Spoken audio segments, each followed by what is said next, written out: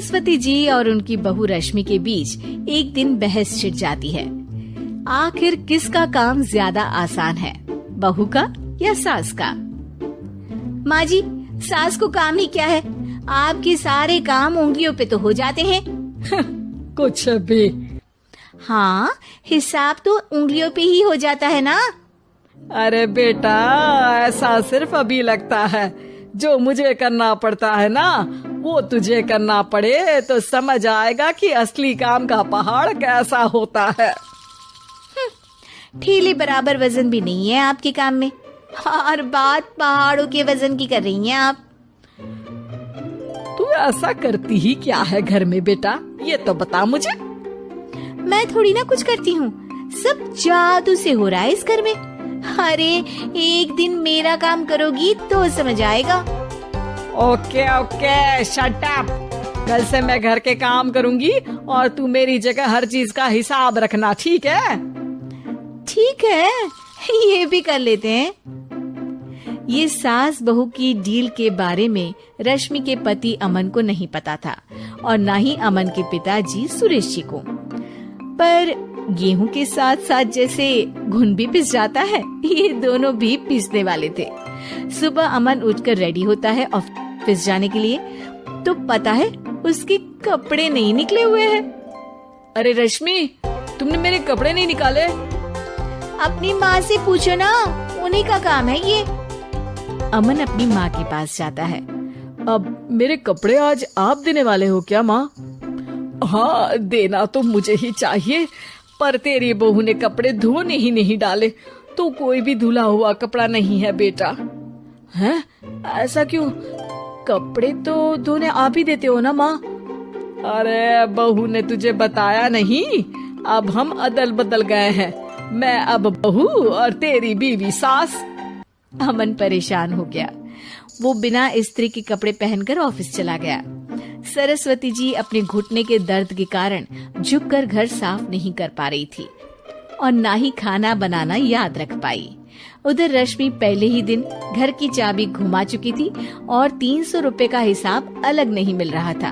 पर दोनों का ही घमंड कैलाश पर्वत से भी बड़ा था और दोनों ही खेमे एक दूसरे की बात मानने को बिल्कुल तैयार नहीं थे। शाम को जब सुरेश जी और अमन खाना खाने बैठते हैं तो सरस्वती जी उनके सामने गाजर और पपीते लाकर रख देती हैं। अरे माँ, ये क्या है? ख्याली पुलाव के साथ सलाद। माँ जी खाना बनाना भूल गई लगता है।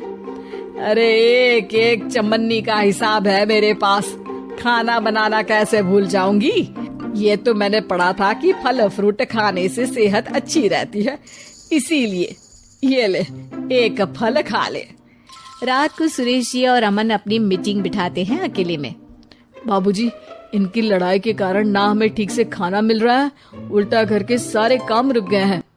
हाँ बेटा, 2 भैंसों की लड़ाई में बेचारे खेत के पौधों का भी नुकसान हो रहा है।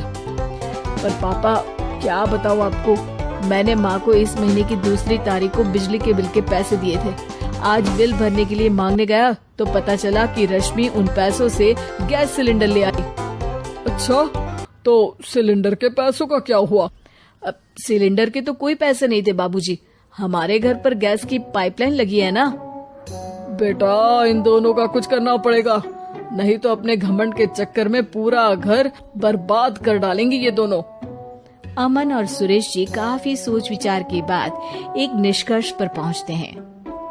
रात ही को दोनों अपनी पत्नियों की अलमारी से नई साड़ी निकालते हैं और सुबह जब रश्मि और सरस्वती जी उठते हैं तो देखते हैं कि दोनों पति साड़ी पहनकर चढ़ाव पर सब्जियां काट रहे हैं। अरे ये सब क्या हो रहा है? क्या हो रहा है मतलब? आप दोनों अदल बदल हो सकते हो तो हम क्यों नहीं? अरे क्या मतलब? नहीं नहीं, मेरी भी बचपन से किसी की बहू बनने की इच्छा थी, तो आज से सरस्वती तुम बड़ी बहू, मैं मिडल बहू और अमन छोटी बहू। अरे लेकिन सब घर पर बैठ जाएंगे तो कमाएगा कौन? ये घर कैसे चलेगा? अब वो तो भैया या बाकी लोग जाने, अब हमने भी अदल बदल कर ही लिया है तो कुछ नहीं हो सकता। रश्मि और सरस्वती जी को समझ में आ जाता है कि उन दोनों की आपस की डील की वजह से इन दोनों को बहुत तकलीफ हो रही है और उनके ईगो ने दूसरों को कितनी यातनाएं दी है। असल में माँ जी आप सही थी, सास बनना बहुत मुश्किल है।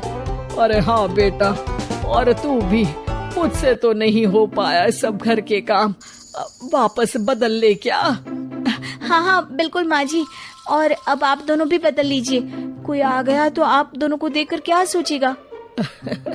अच्छा है, आप दोनों के समझ में ये बात तो आई, मैं फटाक से कपड़े बदल लेता हूँ। अरे रुक जा बेटा, एक फोटो ले लेती हूँ तेरी।